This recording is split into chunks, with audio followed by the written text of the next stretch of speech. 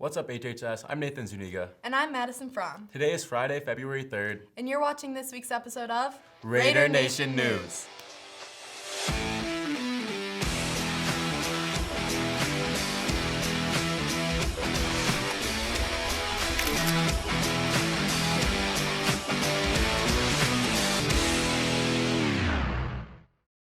Welcome back, Raiders. As a reminder, seniors, today is the last day that you can fill out the Harmony Yearbook Senior Form. The form closes at 3 p.m. today. Get your superlative votes and senior quotes in so that you can leave your legacy. And juniors, if you're interested in being a Raider Nation leader for next year, your time is now. This year there is a new application process. Head to the Raider Nation Instagram to access the application using the link in their bio. As a Raider Nation leader myself, I can say this experience is worth it. Feel free to reach out if you have any questions. The deadline to apply is February 10th. St. Baldrick's has been an annual fundraising event for decades. Hunter Labus, a biology teacher known for his long hair, was able to tell us more about the event and why he plans to shave his head. St. Baldrick's is an event and foundation that raises money for children with cancer and research into finding a cure and saving lives.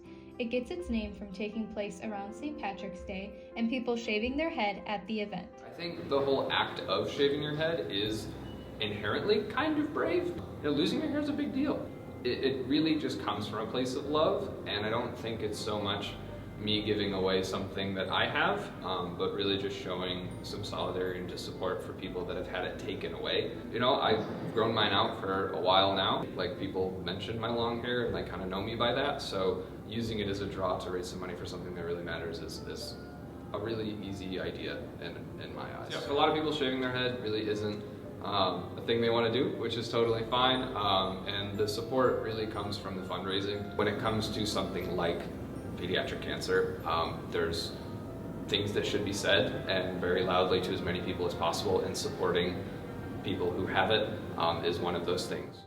The St. Baldrick's event for District 158 is a 2-day event. The first day takes place on Friday, March 3rd from 4 to 7 p.m. at Marlowe Middle School. The second day takes place on Saturday, March 4th from 3 to 9 p.m. at Pinecrest. It isn't just about shaving the head, right? It is really about the money we can raise and get in the hands of people that can do really good work with it. All of the proceeds from this event go towards the families of children with cancer and research. Will you brave the shave? Even if you don't shave your head, we hope to see you supporting these families at the events in March. To kick off Black History Month, we sat down with the Vice President of the Black Student Union, Alex Johnson, to learn more about this new organization. Hi, my name is Alex Johnson, and I'm a senior. Okay, so for me, I feel like the BSU is just a place where we can all come and connect. You can connect to people like you. Like walking down the hall and not seeing anyone really that looks like me, seeing a lot of white faces, it can be hard.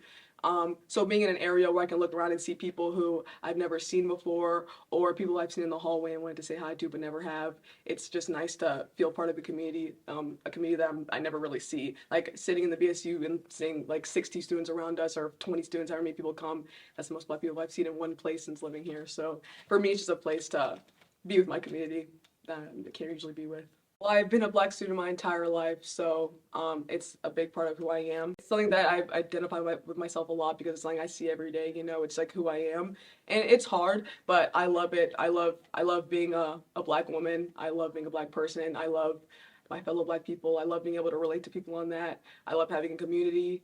Yeah, it feels amazing for that to be my identity. It can be hard sometimes, and there's some struggles that come with it, but I wouldn't want to be anyone else, so. Yeah.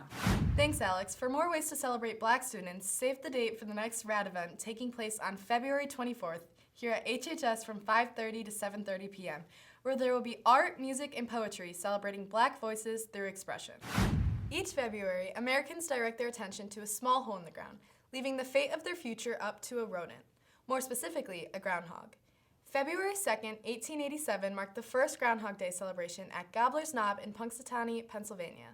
According to tradition, if a groundhog comes out of its hole and sees its shadow, we will have 6 more weeks of winter weather. If he doesn't see his shadow, we'll have an early spring. Though the tradition started in Pennsylvania, towns all across America have turned to their own local groundhogs, including in Huntley's neighboring town, Woodstock.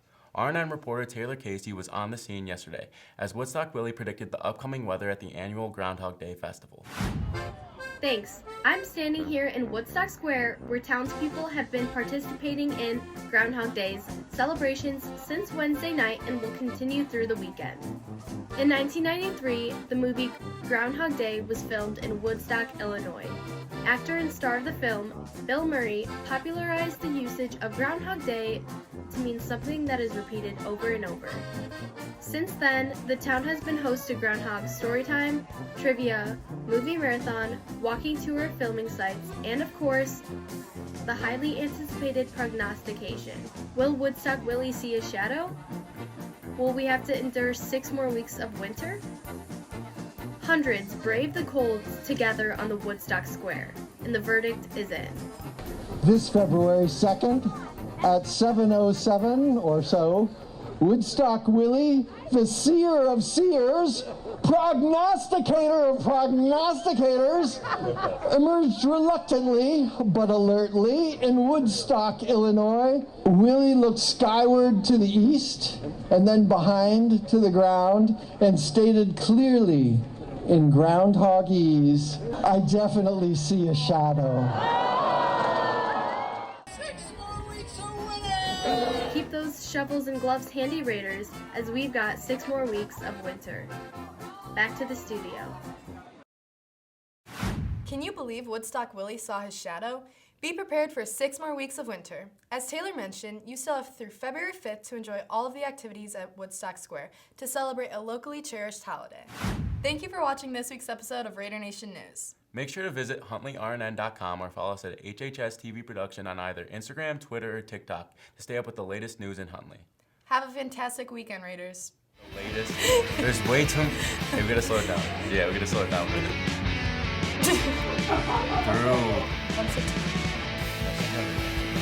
A biology teacher known for his long hair was able.